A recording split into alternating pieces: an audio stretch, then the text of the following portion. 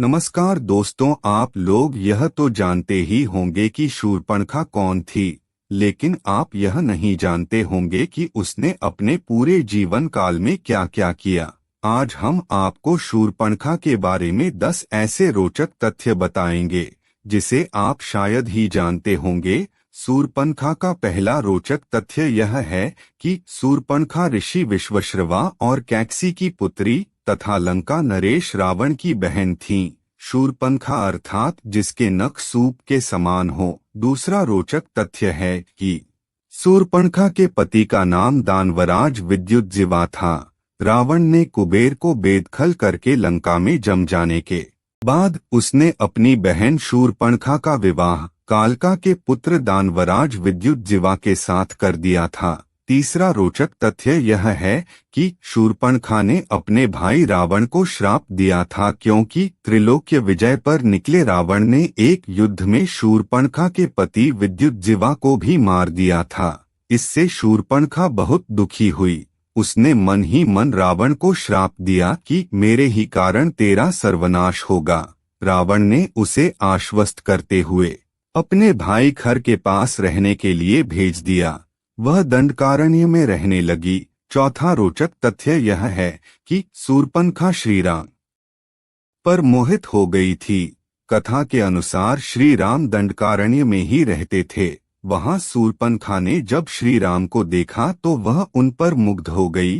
राम का परिचय जानकर उनसे कहा कि मैं इस प्रदेश में स्वेच्छाचारिणी राक्षसी हूँ, मुझसे सब भयभीत रहते हैं। विश्रवा का पुत्र रावण मेरा भाई है, मैं तुमसे विवाह करना चाहती हूँ। यह सुनकर श्री राम मुस्कुराए और बोले कि उनका विवाह हो चुका है। पांचवा रोचक तथ्य यह है कि लक्ष्मण ने शूर्पणखा की नाक काट दी थी, क्योंकि शूर्पणखा ने लक्ष्मण के समक्ष विवाह प्रस्ताव रखा तो लक्ष्मण ने अस्वीकार कर उसे फिर राम के पास भेज दिया। यह सुनकर वह भड़क गई और उसने कहा कि मैं सीता को अभी खा लेती हूँ, तब यह सौत नहीं रहेगी और फिर हम विवाह कर लेंगे। जब वह सीता की ओर झपटी तो राम के आदेशानुसार लक्ष्मण ने उसकी नाक काट दी। जब यह घटना घटी तब तीनों पंचवटी में रहते थे। पंचवटी नासिक में है। यह भी कहा जाता था कि नासिक का नाम इसीलिए नासिक है क्योंकि वहां शूर्पणखा की नाक काटी गई थी। छठवां रोचक तथ्य यह है कि शूर्पणखा अपनी कटी हुई नाक को लेकर अपने भाई खर और दूषण के पास गई और अपनी सारी घटना सुनाई। शूर्पणखा के दोनों भाई क्रोधित होकर अपनी विशाल सेना लेकर राम और लक्ष्मण पर हमला करने के लिए निकले। राम ने लक्ष्मण और सीता को एक कंदरा में जाने को कहा और वे अकेले ही संपूर्ण सेना से युद्ध लड़े। अंत में उन्होंने खर और दूषण का उनकी सेना सहित वध कर दिया। सातवां रोचक तथ्य यह है कि रावण की सभा में शूर्पणखा अपनी कटी हुई नाक को लेकर पहुंची। शूर्पणखा ने अपने भाई रावण से अपनी व्यथा सुनाई और रावण को भड़काते हुए कहा, सीता अत्यंत सुंदर है और वह तुम्हारी पत्नी बनने के योग्य है।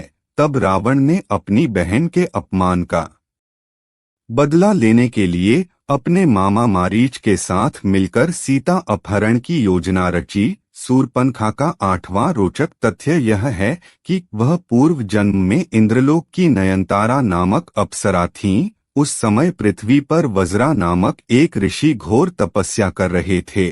ऋषि की तपस्या भंग करने हेतु इंद्र ने इसे पृथ्वी पर भेजा। नयनतारा नामक अप्सरा ने ऋषि की तपस्या भंग कर दी।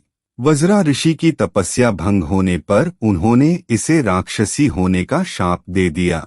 ऋषि से क्षमा याचना करने पर वज्रा ऋषि ने उससे कहा कि राक्षस जन्म में ही तुझे प्रभु के दर्शन होंगे। तब वही अप्सरा देह त्याग के बाद शूर्पणखा राक्षसी बनी। नौवां रोचक तथ्य यह है कि जब शूर्पणखा के लक्ष्मण जी ने नाक कान काट दिए तो शूर्पणखा के ज्ञान चक्षु खुल गए और उसे ज्ञात हो गया कि वह कौन है। तब उसने प्रभु के कार्य को पूरा करने के लिए उनकी सहायिका बनकर प्रभु के हाथ से रावण, कुंभकर्ण, मेघनाद आदि निशाचरों को मरवा दिया।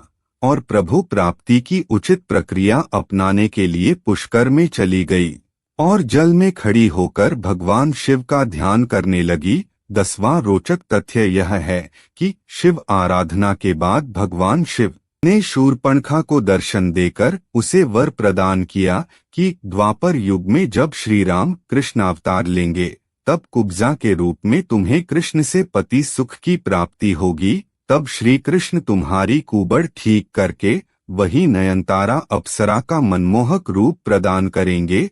दोस्तों, यह थे शूर्पणखा के 10 रोचक तथ्य। मिलते हैं इसी प्रकार की नई नई जानकारी के साथ, तब तक के लिए जय श्री राम।